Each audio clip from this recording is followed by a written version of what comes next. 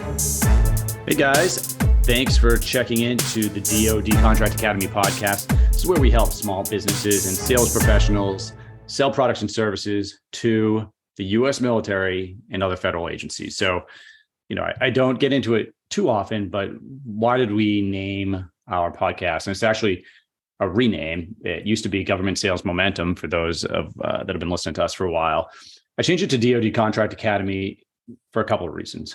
First of all, when you look at government spending, and if you're hearing this for the first time, the government, and you may have heard this before, but the government's the biggest purchaser of goods and services in the world, right? But when you look at that, because they're also the biggest purchaser of small business goods and services in the world, and just looking at 2021's numbers, which were, and again, they're not in front of me right now, but it was just around $154 billion spent on small business contracts. The government has to buy from small businesses. But when we look at, meaning there's a mandate by the Small Business Association or SBA that says, hey, it's usually 23% that they have to spend on small businesses when they have contracting efforts. So, and each agency fluctuates in how well they achieve that. Some underperform, some overperform. The military usually overperforms. In 2021, the military was responsible for over half of the small business contract spending. Of that $154 billion, the U.S. military, more than half that was Army, Air Force, Navy, et cetera. And that's all the other federal agencies combined. So the military did the predominant amount of spending there. The reason we're DoD Contract Academy is, although our clients and the people listening to the podcast will sell to several agencies, most of them are selling to the military in one way or another. It makes up most of the spending, just like it does overall. So focusing on that it does give you a little bit of extra clarification when we're talking about how we're going to sell to the government, because there are some differences, although what we talk about on the podcast applies to all the agencies. There's some different language and acronyms with some of the agencies, but they all fall under the FAR, the Federal Acquisitions Regulation. So the military buys everything. It buys everything that you can think of, where they're basically supporting small towns or cities. I thought today would be good to talk about just how far back military contracts go. When we talk about government spending, military contracts, military spending absolutely is the spotlight.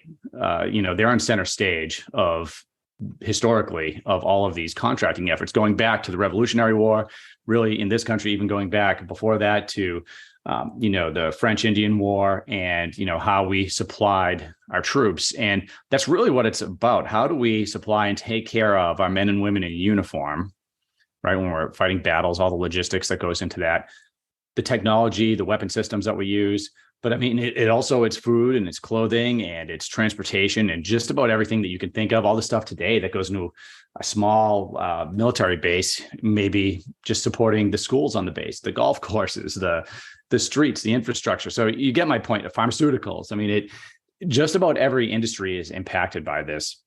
And I thought it would be good just to talk about, because I think it gets forgotten, just how important the military spending is to our nation.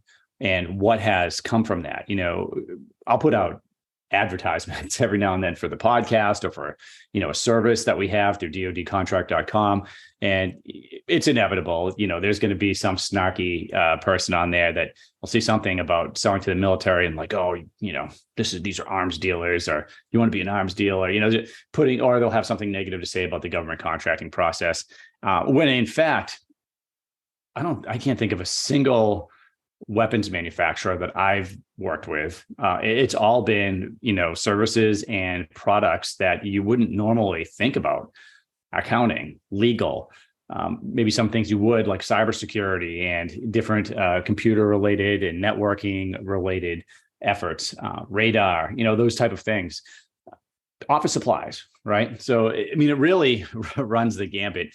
But, just going back in time and looking at how military spent, because I've been deep diving on some books lately, just on the history of federal contracting, and looking how different wars we've been in and different engagements and the military investment in technology have developed some of the things that we take for granted today.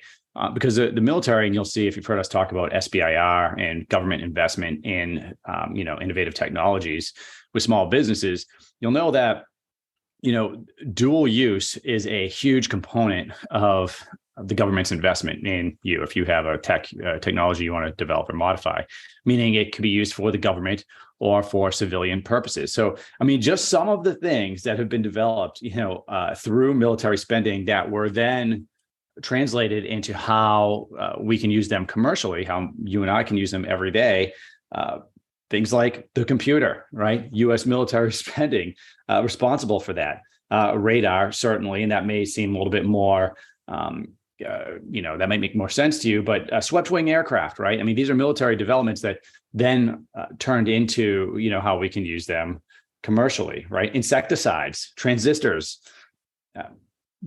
antibacterial drugs, the list goes on and on of the things that were developed through military spending and innovation. And then, we, and really the whole world, benefited from a lot of these technologies. Nuclear power is one of them. So we want to make sure that we're looking at the military spending and selling to the government and make it historically accurate, right? So a lot of good comes from government spending.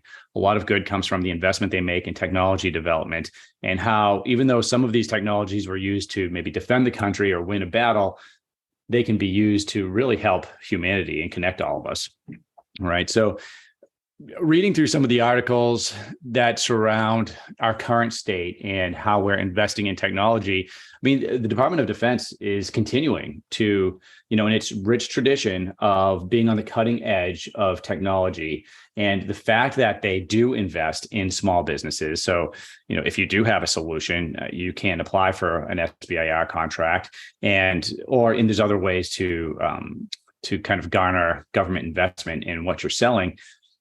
But now some of the things they're interested in: hypersonics, quantum computers, quantum science, artificial intelligence. These are all, at the top of the list for what they're investing in. And some things they're looking at very specifically. Some of them are broad, and you can drive a truck through them. And what I mean by that is, a topic could come out that just says, hey, we're looking for, I am drastically, dumbing this down, but we're looking for innovative solutions that are related or fit into the artificial intelligence subject or quantum science subject.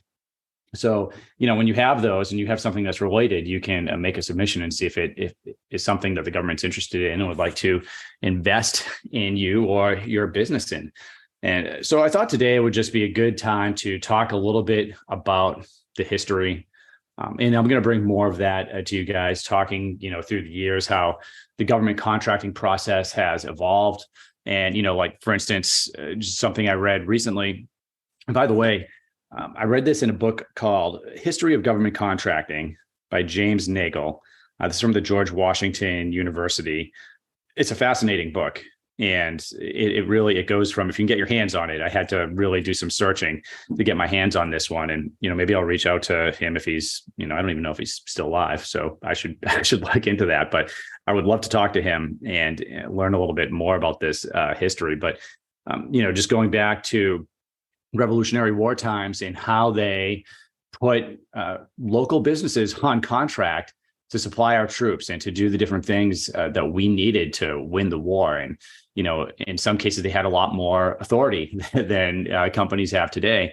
I read that, for instance, back then, they just took a 5% commission on, and had a lot of, leeway to spend government funding on the different things they thought the troops needed. So, and certainly the discussion of, hey, was there any corruption? Of course there was. There always, in every industry, there's a little bit of corruption. But when I look at government contracting today, there's so many laws in place and regulations to prevent that. Even with that 5%, because if you're just taking a 5% commission on everything you sell to the government, you can decide up to a limit how much the government spends. You don't really have an incentive to not spend a lot of money, right? So just thinking, and of course, that's not how we do things anymore, right? So, but it's interesting to see how it evolved from something like that to the types of contracts we have today, what the process looks like, and just how important it was then and how important it is now. So If you are interested, if you haven't started yet, head over to dodcontract.com. We have free webinar you can watch on the process. We have some programs where we can help you get started selling to the government.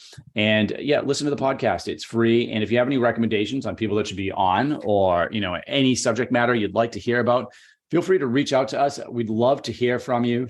Again, go over to dodcontract.com. Please subscribe to this and review the podcast. Share it with your friends as we are building up our listenership. We have some amazing guests here. We've had a bunch on last year that did really well, and we have some more lined up for the year. And I think you're going to really like what we have coming up. So keep listening. Thanks again, and we'll see you next time.